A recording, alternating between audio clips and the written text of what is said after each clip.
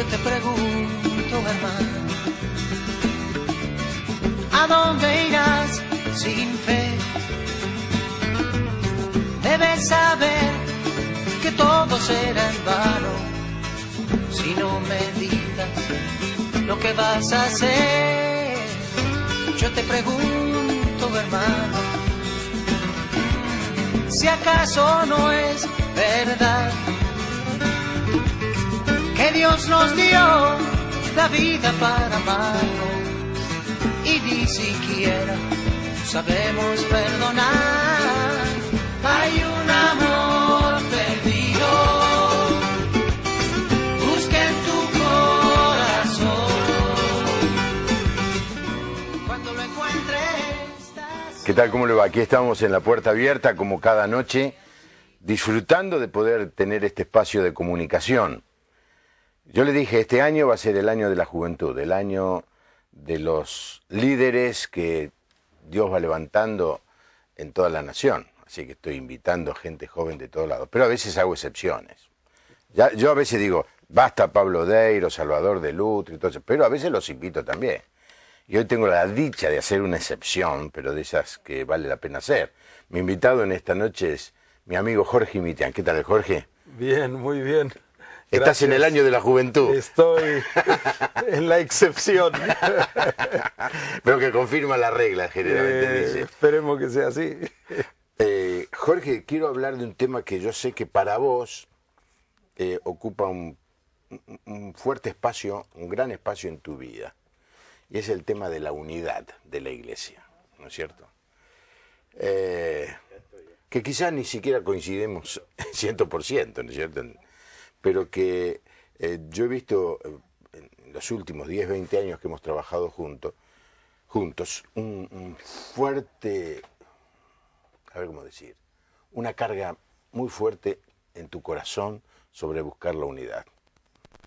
Y quiero hablar de eso, porque vos sabés que hay mucha gente que ve el programa y una de las cosas que le molesta o le escandaliza o le duele de las iglesias cristianas es verlas desunidas, separadas, y en algunos casos hasta peleadas. Y yo creo que eso no solamente entristece a la gente, creo que lo entristece a Dios también.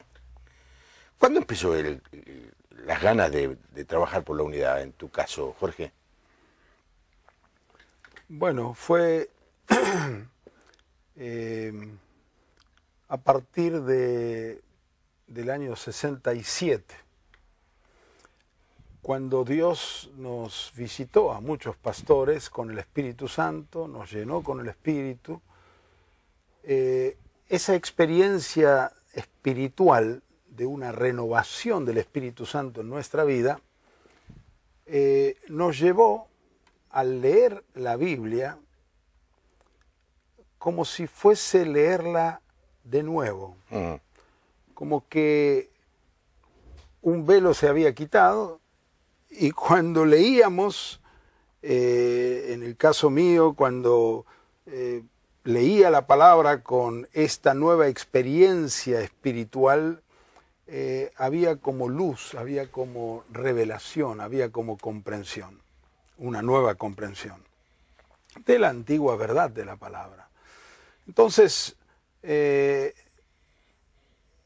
a partir de esa experiencia vinieron la comprensión, por ejemplo, del Evangelio del Reino, que siempre predicamos el Evangelio, pero nunca advertimos que el Evangelio que Jesús predicó es el Evangelio del Reino, el señorío de Cristo, que se predicaba, pero no con la fuerza que está en el Nuevo Testamento, con la claridad, y así, varios temas comenzaron el Señor a traer. Y entre ellos, uno de los temas fundamentales fue la unidad de la iglesia. Comenzamos a ver que en la Biblia no hay bautistas, no hay pentecostales, no hay hermanos libres, no hay comunidad, no hay presbiteriano, no hay católico, no hay evangélico. En la Biblia hay solamente una palabra y es iglesia, sin adjetivos, sin aditivos, y también la fuerte enseñanza apostólica y la actuación apostólica en mantener la unidad de la Iglesia. Entonces eso trajo una revolución en la comprensión, diciendo, bueno, estamos en una situación anormal, los evangélicos principalmente, la división que tenemos no coincide con la palabra de Dios, y de allí vino una nueva manera de caminar, de orar, de enseñar y de luchar en pro de la unidad. No voy a hablar de los años 67, 68, porque estábamos en espacios diferentes, llamémosle así. Pero me viene a la mente hacerte esta pregunta, Jorge. ¿Cuándo empezó la desunión? Si es que vos decís, en ese momento nos dimos cuenta que no estábamos bien. ¿De dónde viene esta enfermedad, este virus? ¿Viste el chiste que se hace de esos que están hay tres náufragos en una isla, y entonces dos quieren organizarse y el otro dice, yo no sé qué se trata, pero me opongo, ¿no? ¿De dónde viene esa enfermedad a la división, al distanciamiento, a juzgarnos los unos a los otros? Bueno, Jesús, antes de morir, hizo esa magistral oración sacerdotal que, gracias a Dios, está registrada con mucha claridad en el capítulo 17 del Evangelio de Juan, donde me imagino que lo que Juan escribió es un resumen de la oración de Jesús. Y en ese resumen, 5 veces repite Jesús que sean uno, así como nosotros, Padre, que todos los que creen en mí por la palabra de ellos sean uno, así como nosotros, como yo en ti y tú en mí, que ellos sean uno en nosotros. Los apóstoles tenían muy claro de que la iglesia es una sola familia, un solo pueblo, una sola nación. Eso era cuando en Corinto empezó esa ciudad de Grecia donde Pablo inició esa obra, empezaron las divisiones, yo soy de Pablo, yo soy de Cefas, yo soy de Apolos, yo soy de Cristo. Pablo les reprendió duramente diciéndoles, ¿acaso Cristo está dividido? Como diciendo, es imposible si la iglesia es el cuerpo de Cristo. Si Cristo no está dividido, la iglesia no puede dividirse tampoco. Y los trató de carnales, de niños, así que corrigió esa división que estaba iniciándose ya en el primer siglo. Y así en las otras epístolas, especialmente en la epístola a los Efesios, Pablo también claramente habla acerca de la unidad. Fue tan fuerte el fundamento apostólico sobre la unidad que, a pesar de herejías y de intentos de división, la iglesia cristiana, digamos así, en general, y a pesar de haber perdido su espiritualidad a lo largo de los siglos, es un tema aparte, pero hasta el siglo XI, la iglesia mantuvo su unidad. La primera división oficial que entró en la iglesia fue en el año 1054, con esa división conocido como el Cisma de Oriente. Los de Occidente dicen el Cisma de Oriente, los de Oriente dicen el Cisma de Occidente. Las iglesias de Oriente, que hoy se conocen como iglesias ortodoxas, no aceptaron la pretensión de Roma de que el obispo de Roma sea obispo universal, y finalmente se dividieron y mutuamente se excomulgaron. Pero esa división no afectó a las bases, porque fue una división en la cúpula internacional, digamos así. La iglesia en Rusia mantenía su unidad, la iglesia en Armenia, la iglesia en Siria, la iglesia en Egipto. En cada lugar la iglesia mantenía su unidad, los ortodoxos, y cada nación tenía su, digamos, patriarca como jefe de la iglesia nacional. En cambio, Occidente, bajo el obispado de Roma, se organizó en una unidad y ahí surge más claramente el Papa y todo lo que sabemos. Pero como digo, esa división no afectó a la gente, a los pueblos, porque era una división en la cúpula internacional. Pero sí, en el siglo XVI, después de muchos intentos y muchos reformadores que hubo previamente y posteriormente, pero la primera división que afectó a las bases fue la de la Reforma Protestante. Martín Lutero creía en la unidad de la Iglesia. Él nunca quiso dividir la Iglesia. Él quiso ser un reformador dentro de la Iglesia de Occidente, conocido como la Iglesia Católica Apostólica Romana. Al leer la Biblia, estudiar la Biblia, vio que en tantas cosas se habían alejado de los principios bíblicos. Él quiso que hubiera una reforma y un regreso a las enseñanzas bíblicas. No se le dio la oportunidad y el mismo Papa que lo citó le dijo: o renuncias a todos esos principios o vas a ser excomulgado. No puedo renunciar a lo que es palabra de Dios, así que Lutero fue expulsado, excomulgado. Y de ahí empezamos, ahí empezó la historia. Si Lutero puede disentir del Papa, dejando los pormenores, otro puede disentir de Lutero. Y otro puede disentir del que disiente con Lutero. Y otro puede disentir del que disiente de Lutero. Y esa es la historia de la Iglesia protestante, la Iglesia evangélica.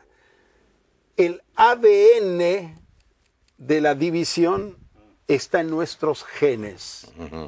Entonces, elogiamos todo el aporte extraordinario que hicieron los reformadores. Gracias a ello, aún siglos después, la misma Iglesia Católica cambió. Fue cambiando y sigue cambiando, pero este aspecto quedó eclipsado y de allí vinieron las divisiones, y son las divisiones. Tenemos 500 años de divisiones que nos han llegado y estamos en este momento en un cuadro completamente fuera de la enseñanza bíblica. La Biblia enseña que la Iglesia es una sola. Bueno, aquí estamos con nuestro invitado Jorge Imitián. Quisiera abrir, porque el tema es tan interesante y tan profundo, que usted nos escribiera, por supuesto va a llegar el email y se lo vamos a dar a Jorge Imitián más tarde, en todo caso, pero vamos a poner, allí está la dirección de email de nuestro programa, produccióncanal@lapuertaabierta.org. Mucha gente nos escribe. La verdad, tengo que decirte, Jorge, para felicitar, elogiar y todo eso, y imagínate, bienvenido. Pero me encanta a mí cuando alguien escribe para discrepar, porque el gen que tiene el ADN, me gusta la confrontación, porque no puedo creer que todo el mundo, todas las personas que estén viendo el programa, estén 100% en lo que estamos diciendo. Entonces algo no anda bien. Porque entonces querría decir que estamos en la verdad perfecta, absoluta y final.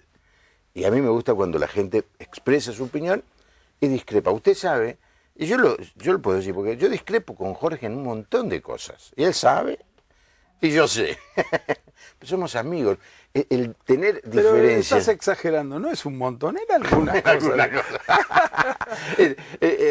Pero el hecho ese de que no coincidamos en nada merma el afecto y la relación que tenemos, ambos trabajando en búsqueda de la unidad. Y esta es la pregunta que te iba a hacer. Hay algunos que preferencian sostener y defender la verdad. Y otros preferencian sostener y defender la unidad. O sea, la verdad en un lado, la unidad en otro. Claro, y hay que respetar esta idea, esta tensión que hay, porque a veces vos decís, bueno, yo en bien de la unidad me acerco, pero hay cosas que no puedo aceptar, ¿no es cierto? Y entonces están los que nosotros vamos a defender a muerte la unidad, la sana doctrina, y no nos juntamos con nadie que no piense igual que nosotros, en todo. Tiene que pensar en nosotros 100%, si no, fuera. En ese espacio que hay, ¿en qué lugar estás vos? Autoelogiate si querés, yo después te corto el elogio, pero vos vivís esa tensión también. Mira, para llegar a eso, a responder eso, voy a empezar un poquito más atrás. Gracias a Dios, en nuestra generación se ha producido un punto de inflexión. Las líneas divergentes que vienen desde la Reforma para acá sufrieron un quiebre y se produjeron las líneas convergentes. Estamos en este momento en ese punto, en ese desarrollo, en ese progreso. No podemos 500 años de divisiones y de doctrinas particulares resolverlas en un año, en 10 años, en 20 años. Va a hacer falta tiempo, pero vamos caminando. Vamos caminando. Vamos caminando. Entonces va a llegar un momento cuando las líneas convergentes se van a unir finalmente. Es un proceso. Ese proceso está bien señalado por Pablo en el capítulo 4 de la epístola a los Efesios. Allí se habla de 3 niveles de unidad. El primero es la unidad del Espíritu.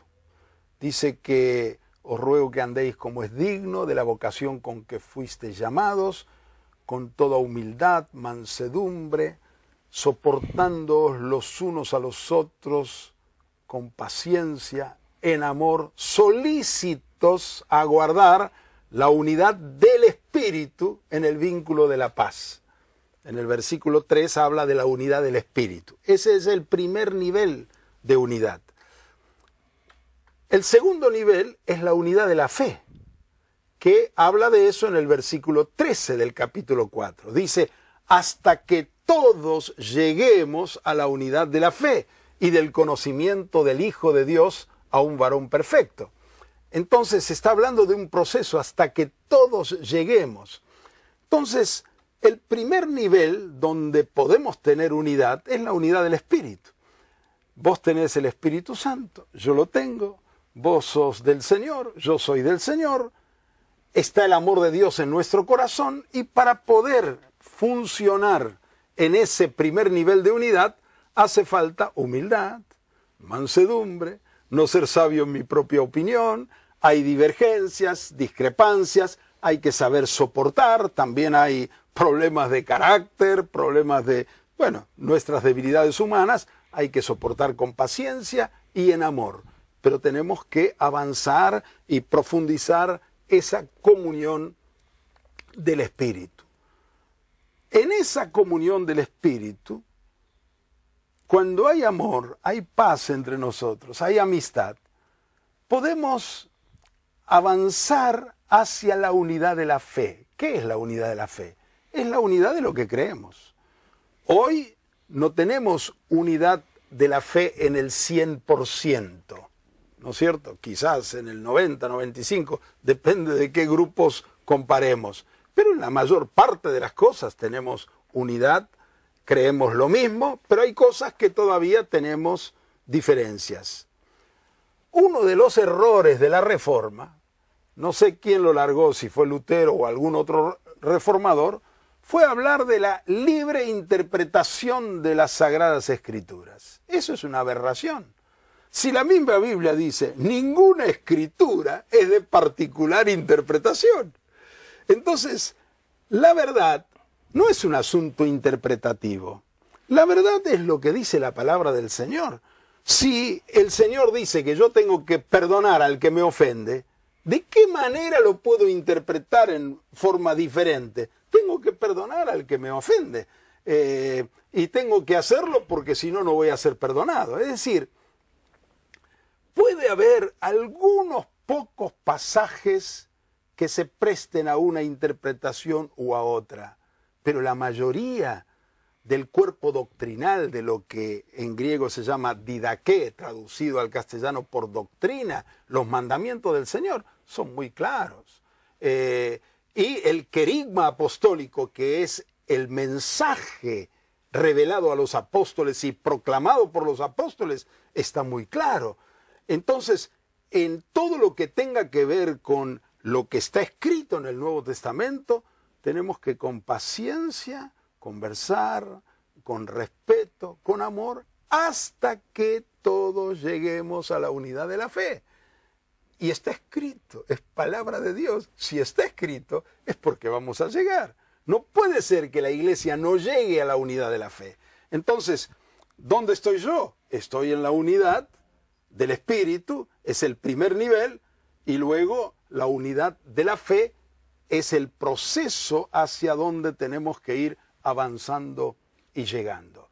Y luego en el versículo 16 del capítulo 4 de Efesios, habla de la unidad del cuerpo.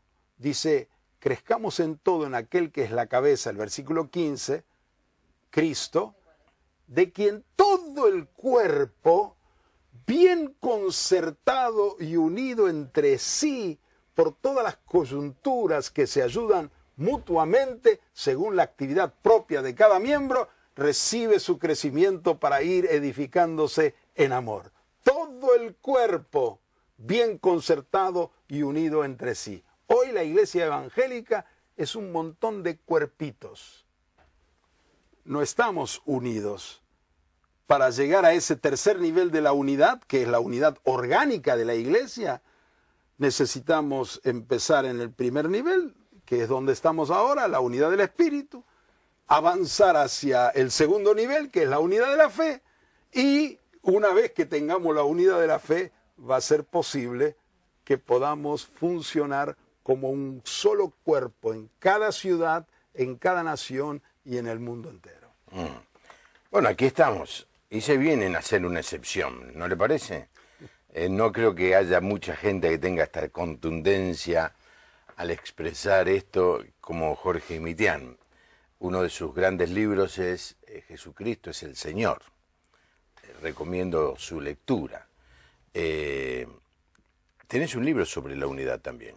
Sí, sobre el capítulo 17 de Juan, sobre la oración de Jesús, se llama Que sean uno. Que sean uno, exacto. Yo lo he visto, no lo he leído todavía, porque no me lo regaló. Pero el día que me lo regale, prometo leerlo. Ahora, ¿sabés qué me pasa, Jorge? Muchos invitados han escrito libros. Y me regalan, y no puedo leerlos todos. Pero el tuyo lo leería porque es una maravilla. ¿Sabés que estaba, mientras vos cantabas... ¿Yo cantaba? No, mientras vos hablabas. Me vino a la mente este coro. Somos uno en el Señor, en el vínculo del amor. Al unir nuestro espíritu al espíritu de Dios, somos uno en el Señor. El coro da la idea de esto. ¿Cómo hago para unirme con vos? Más bien, la idea es, hagamos como hacen los rayos de la bicicleta, ¿no? Me uno al Señor, y cuanto más cerca estoy del Señor, más cerca voy a estar de mi hermano, ¿no? Así es. Y una muestra de que una persona no está cerca del Señor, ¿cómo se puede saber eso? ¿Cómo se puede medir? No hay instrumento que mida cuán cerca un cristiano está del Señor. Pero hay una manera de percibirlo, y es cuán cerca está de su hermano. Cuando una persona está siempre peleada, se enoja, protesta, se queja, no se quiere juntar, juzga, critica, denosta a los otros, pues está lejos de su hermano. Y esto es claramente una demostración de que está lejos del Señor. Y muchas veces lo que hacemos nosotros los pastores es acérquese a su hermano, pero es como agarrar dos rayos y juntarlos. No, no funciona así. Lo que le tenemos que decir a las personas, acércate al Señor, y a medida que te acerques al Señor, te vas a ir acercando a tu hermano. Vos debés saber mejor esta anécdota que yo, Jorge. Dice, veía venir de lejos, ¿la conocés? No sé qué vas a decir. Me pareció que era un animal. Después estuve un poco más cerca y vi que era un hombre. Y cuando estuvo cerca mío me di cuenta que era mi hermano. Qué lindo. Y esto es lo que tenemos que hacer, ¿no? Ahora, yo respeto muchísimo a los hermanos que son estudiosos de la palabra de Dios, ¿no es cierto? Los admiro. Pero a veces he descubierto que el saber mucho, en vez de acercarlo al hermano, lo aleja. Porque empiezan a agarrar textos. Jorge no cumple con este texto. Por ejemplo, acá dice, siempre que vayas al programa de televisión tenés que usar corbata. Y Jorge no tiene corbata. Entonces, no me puedo juntar con él. Y entonces agarramos textos así y el resultado final es que no me junto con vos, después no me junto con aquel, no me junto, y termino quedándome solo, ¿no? A esa gente, en medio del programa, porque estamos justo en medio del programa, a esas personas que aman la lectura y que estudian la palabra de Dios, pero les cuesta mucho recibir al hermano, ¿no? Un poco como el hijo mayor de la parábola, ¿no? Se sabía toda la Biblia, hacía todo, cumplía con el Padre, y viene el hermano hecho pedazo, pero no lo quiere recibir. Entonces, ¿para qué sirve que sepa tanto de la Biblia si el mandamiento principal, amar al prójimo como a uno mismo, no lo cumple? Mira, como confesión y como testimonio, nosotros tuvimos la comprensión de lo que es la unidad ahí a comienzos de la década del 70, por ahí cuando el Señor comenzó a abrirnos, y lo predicamos y nos esforzamos, y cada vez estábamos más separados de nuestros hermanos, es decir, de las denominaciones, de los tradicionales, cada vez estábamos más lejos. Digo, algo está... Tenemos razón, pero algo anda mal. Algo anda mal. Bueno, yo estaba con una gran dificultad en esa situación. Te cuento lo que me pasó. Fui a un negocio en la calle Juan Bautista Alberdi, acá en Capital, a un negocio de venta de sanitarios. Sí, bueno, la gente no sabe, pero hay 7, 8 cuadras donde están todos los sanitarios habidos y por haber, sí. Así que saqué mi número y estaba esperando. Sí. Seguramente era Blindstein, pero no importa. No, no era. No era. No. Así que, mientras estaba esperando, que había bastante gente, me puse a conversar con un hombre que estaba también esperando. Y empecé a buscarla, como hacemos muchas veces, muchos de nosotros, el tema para predicarle a Cristo. Y cuando toco el tema de Cristo y le empiezo a predicar, el hombre me dice, yo soy judío. Ah, judío. Qué bien, cuánto me alegro, le digo. Y le digo, ¿sabe dónde nací yo? Y saqué mi cédula y le mostré, mire, yo nací en Haifa, en Israel. Ah, dice, ¿entonces judío? Le digo, no, soy armenio, pero he nacido en Israel. Acá está el documento. Dicho ese paso, te pregunto, Israel no existía, era Palestina. Era Palestina. En ese tiempo, el pasaporte te lo dio Palestina. En ese tiempo sí. Sí. Y después pusieron Israel, bueno, es una historia larga.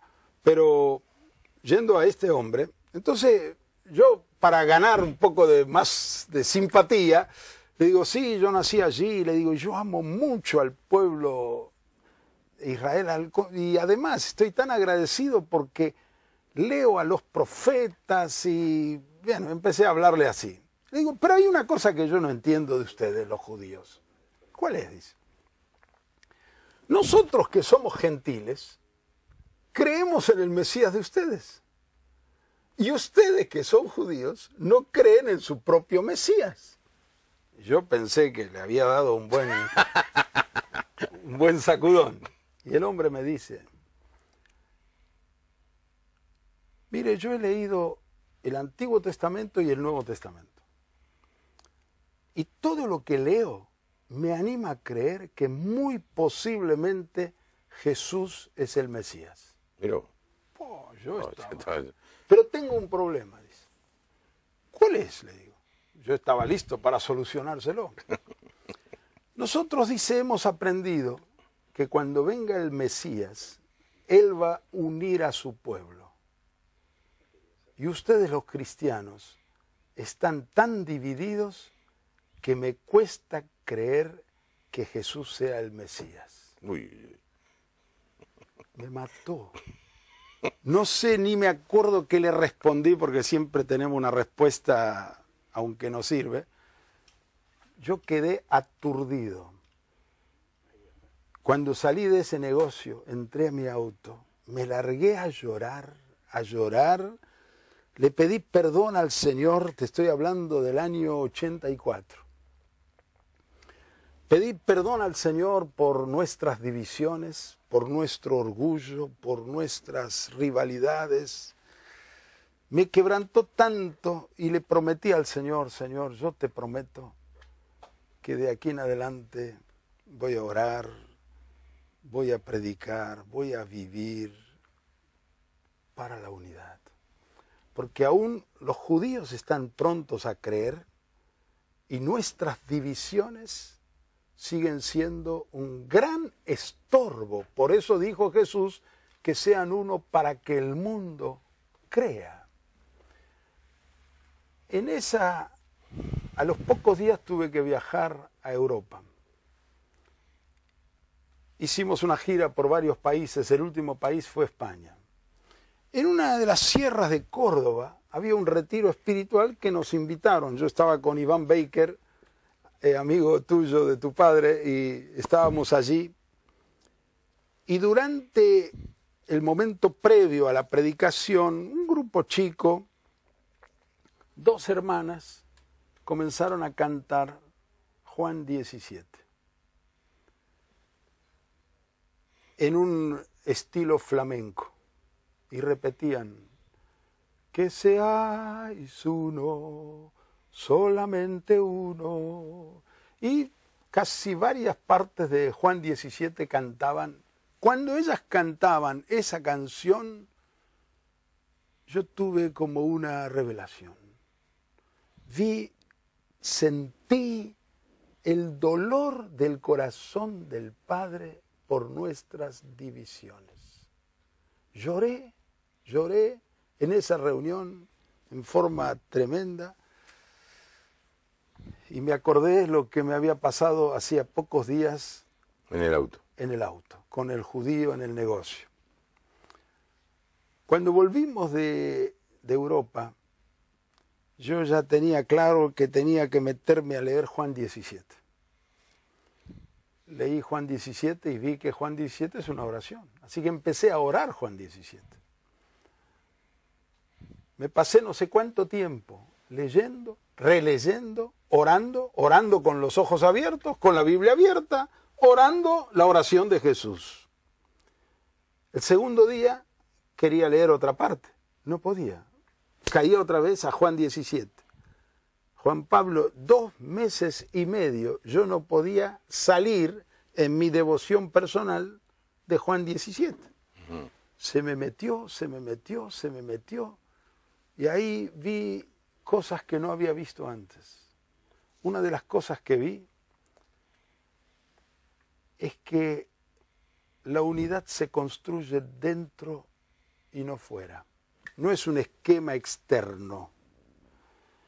Porque dice Jesús en su oración, la gloria que me diste les he dado para que sean uno, así como nosotros.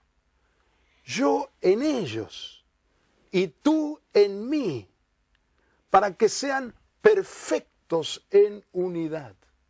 Quiere decir que la presencia de Jesús en nosotros, habitado por la plenitud del Padre, es lo que desde adentro va a ir construyendo esa perfecta unidad. Mi vida cambió.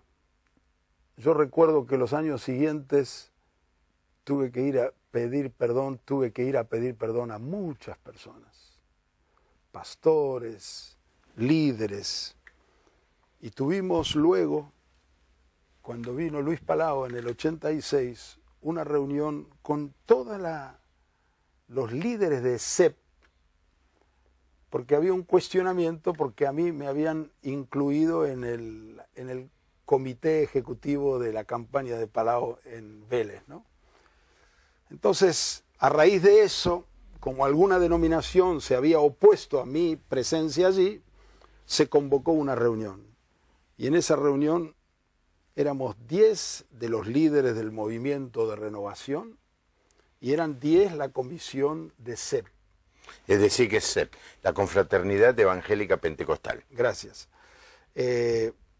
Allí estábamos buscando hacía 2 años una reunión como esa para pedir perdón por nuestro orgullo espiritual, por nuestra falta de amor y desprecio a los tradicionales, a las denominaciones. Cuando pedimos perdón, vivimos un Pentecostés. Estábamos en el piso 15, en la oficina de Gigi Ávila, donde el secretario era Miguel Díaz. Sí, sí. Miguel Díaz, que después falleció en un accidente, creo. Bueno, allí experimentamos una cosa tremenda. Los hermanos nos abrazaron, los abrazamos, pedimos perdón, lloramos, lloraron ellos. Cayó el Espíritu Santo. Por 1 hora no podíamos parar de alabar, de llorar, de agradecer, de abrazarnos. Fue una cosa tremenda. Funciona. Cuando Dios trabaja adentro del corazón y rompe esas barreras, muestra nuestro orgullo, estamos dispuestos a ir a pedir perdón, las cosas empiezan a suceder. Poco tiempo después empezó el Consejo de Pastores de Buenos Aires, ¿no es cierto? Yo creo que no es casualidad, son esas cosas que Dios fue haciendo en tu corazón, en mi corazón, en el corazón de otro, y después nos juntó. Cuando nos juntó, ya estábamos preparados. ¿Quién nos preparó? Ninguno convenció al otro. Fue el Señor, como dice en la construcción del templo, no se escuchó golpe de martillo, porque las piedras eran canteadas o trabajadas en la cantera, le daban justo la forma, y cuando venían y ponían una piedra con la otra, ¡trac!, justo encajaba. No fue así. Absolutamente. La primera vez que nos encontramos... La primera es como si hubiéramos estado toda la vida juntos. Como si hubiéramos hecho concilios y reunión. Nada, nada. El Señor trabajó en tu corazón, en el corazón de Saracto, de Deiro, de Mraida, y cuando nos juntó, estábamos totalmente... Esa es la obra del Señor. Qué hermoso testimonio, Jorge. Nunca lo había escuchado con tanta elocuencia, ¿no? Hay tanta sinceridad. Porque en el ambiente, muchas veces, en el ambiente religioso, se habla mucho del perdón y le decimos a los matrimonios que aprendan a pedir perdón, pero muchas veces los líderes somos muy reacios a pedir perdón. Somos muy reacios a pedir perdón. Y el testimonio que contó Jorge, yo lo viví porque, a ver, cuando comenzó esa cruzada con Luis Palau, el Festival de la Familia que terminó siendo en la cancha de Vélez, yo fui el encargado de armar las comisiones en una iglesia allí en Primera Junta. Entonces, no, en Flores. En Flores era, sí, en Flores. Entonces, Amaro Rodríguez era el pastor. Sí, Amaro Rodríguez está allí está en las islas, no Canarias, bueno, Mallorca. Yo tuve el privilegio, por así era, de organizar esas comisiones. Y de golpe empezamos a trabajar y había una cosa que no funcionaba, que había gente que no no los quería recibir. Y este acto de humildad de Jorge y todos sus compañeros fue tan sanador, tan liberador, que no solamente sirvió para la cruzada, sino que sirvió mucho más para los años posteriores. Exactamente. Para los años posteriores. Dios nos dice que tenemos que tener una actitud humilde para pedir perdón y también tener una actitud abierta, generosa, no sé cuál sería la palabra, amorosa, para perdonar. Porque uno de los problemas de muchas iglesias es que hay gente que no le gusta perdonar, o no sabe perdonar, o no quiere perdonar. Entonces viene alguien, pide perdón, está bien, sí, yo te perdono, pero no quiero saber más nada con vos. No te tengo confianza.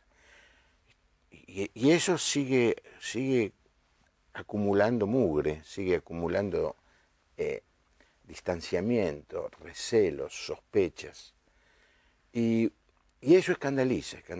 Yo estoy seguro, mire, hoy me dijeron,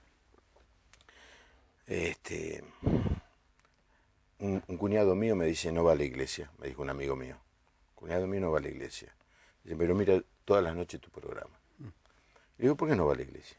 Y por cosas de la iglesia. Se escandalizó posiblemente el problema de la unidad. Y yo le digo a los líderes, nuestras diferencias no es solamente que nos crean un problema entre el pastor Juan y el pastor Pedro, no. Lo que llega a la gente que nos sigue, que nos escucha, que de alguna manera cree en nosotros, lo predican pero no lo viven. Me quieren hacer a mí vivir una cosa que ellos no cumplen. Y esta es una tremenda, una calamidad que vivimos y que tenemos que aprender a sacar. Yo le recomiendo a quien haya escuchado este párrafo de Jorge, si tenés algo que pedir perdón, anda a pedir perdón. El que se humilla será ensalzado. Es así, es así. Y si a vos viene alguien y te pide perdón, perdonalo, hermano. ¿Cómo? Termina el capítulo ese, el capítulo 4, que empezó parafraseando Jorge, termina. ¿Cómo termina? Perdoná como Dios nos perdonó a nosotros en Cristo. Es decir, la medida del perdón no es la que es si Él me perdonó a mí o me pidió perdón a mí. La medida del perdón es como Dios nos perdonó a nosotros en Cristo.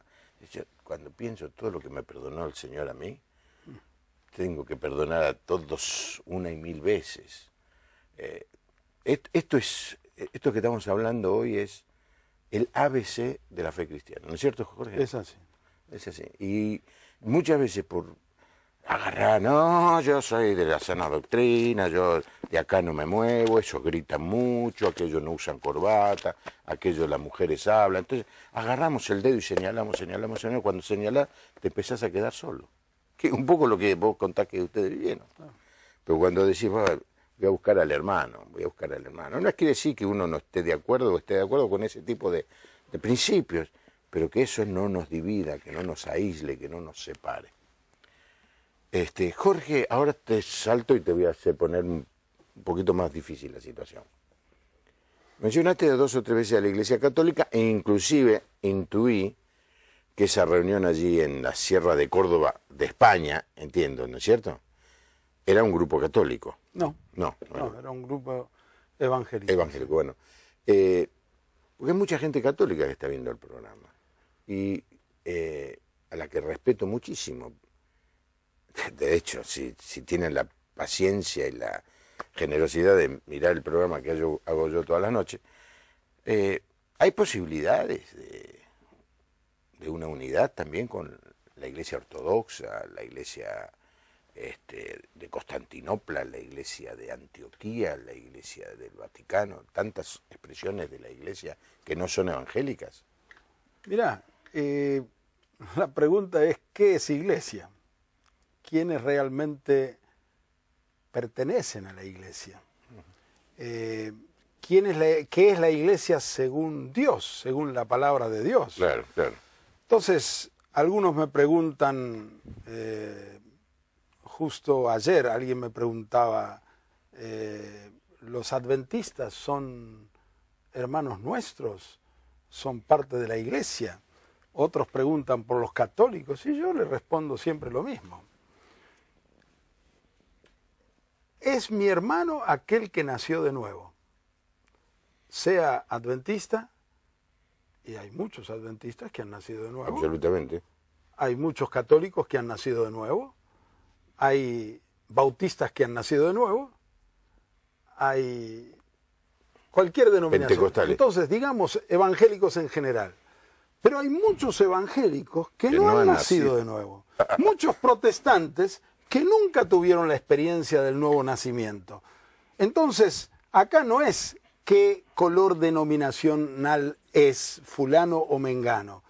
Hay hermanos católicos que han recibido el Espíritu Santo, se han convertido, tienen una experiencia de nuevo nacimiento y tengo comunión espiritual con ellos, pero me muevo en el, por eso es importante los 3 niveles, me muevo en el primer nivel de unidad, que es la unidad del Espíritu, porque unidad de la fe no tenemos en todo. La mayor parte de lo que creen los católicos, nosotros también lo creemos. En cuanto a querigma y didaqué, no hay ninguna diferencia. En cuanto a liturgia, en cuanto a los sacramentos, ahí tenemos diferencias. Entonces no tenemos en todo unidad de la fe, pero vamos avanzando. Hoy hay un movimiento bíblico impresionante dentro de los católicos. Hay 2 elementos fundamentales que Dios ha desatado dentro del pueblo católico. Uno es el derramamiento del Espíritu Santo. Y son millones y millones de católicos en el mundo que son carismáticos, que están leyendo la Biblia. A veces vamos a alguna reunión con católicos y con pastores. Todos los católicos llegan con la Biblia. Uy, uy, uy. Y los pastores vamos sin la Biblia. Se ha revertido la situación. Entonces, uno es el derramamiento del Espíritu Santo. El otro es la lectura de la Biblia. Ahora, el que lee la Biblia está sometido a un proceso que no tiene retorno. Porque la palabra de Dios es poderosa, es viva y es eficaz. Y Dios va a seguir renovando, visitando. Así que para mí la cuestión no es si es católico o es evangélico. La cuestión es, ¿nació de nuevo? Es mi hermano. Bueno, ahora mucha gente te va a estar mirando el programa y dice, ¿qué es nacer de nuevo?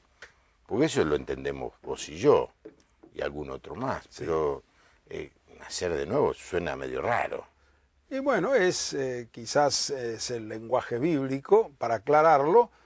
Jesús le dijo a Nicodemo, un hombre religioso, un hombre conocedor de las Sagradas Escrituras, un hombre aparentemente correcto y con buen juicio. Jesús le dice a él, el que no nace de nuevo no puede entrar. Primero le dice no puede ver, después dice no puede entrar al reino de Dios. Y el hombre no entendió, ¿qué es eso de nacer de nuevo? Tengo que entrar al vientre, estaba pensando en el nacimiento físico. Sí.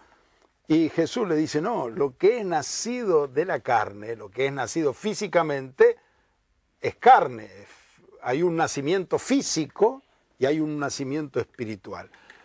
Todos somos descendientes de Adán el pecador. Adán y Eva, los pecadores. Ellos pecaron y esa naturaleza pecaminosa pasó a todos nosotros. Por eso todos necesitamos un día encontrarnos con Jesucristo, arrepentirnos de nuestros pecados y recibir a Cristo en nuestro corazón, recibirlo como nuestro Señor. En ese momento, Él perdona nuestros pecados y nos da una nueva vida. Dice claramente el apóstol Pablo, el que está en Cristo, nueva criatura es. Las cosas viejas pasaron, he aquí todas son hechas nuevas. Así que el nuevo nacimiento es la conversión personal. Yo nací en un hogar cristiano, evangélico, pero a los 15 años me convertí a Cristo. Cristo entró en mi vida, me cambió, perdonó mis pecados y nací de nuevo. Empezó para mí una nueva vida. Así que es un nacimiento espiritual, que es lo que Dios quiere que todas las personas tengan. No basta ser religioso, no basta ser católico, no es suficiente ser evangélico, no es suficiente ir a misa o ir a la reunión, leer la Biblia u orar. Hace falta abrir el corazón, arrepentirse de los pecados y decirle: Jesús, yo te recibo en mi vida, en mi corazón, entra en mí, gobierna mi vida, te recibo como mi Señor, mi Salvador. Entonces se produce el nuevo nacimiento. Y no es algo que tengamos que hacer en un lugar en particular. Usted lo puede hacer esta misma noche allí en su casa, o en un hotel, o en una pizzería, donde esté viendo el programa.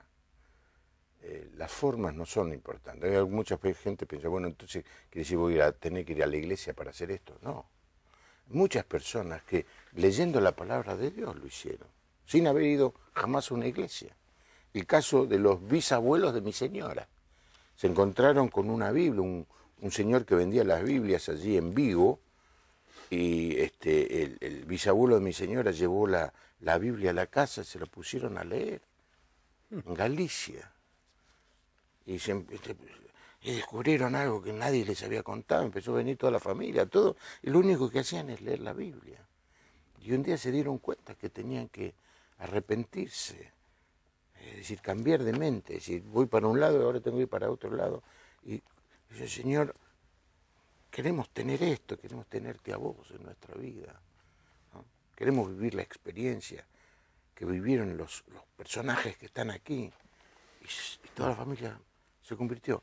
No conocían ni siquiera que existía la iglesia evangélica, no conocían ni siquiera que existían los pastores, solamente por la lectura de la Biblia. Y esto está sucediendo en todas partes del mundo, porque por eso estamos tan empujados a llevar la Biblia hasta lo último de la tierra, porque es la palabra de Dios la que transforma. Como dijiste hace un rato, me gustó mucho, cuando uno se pone a estudiar la palabra de Dios, no puede volver para atrás.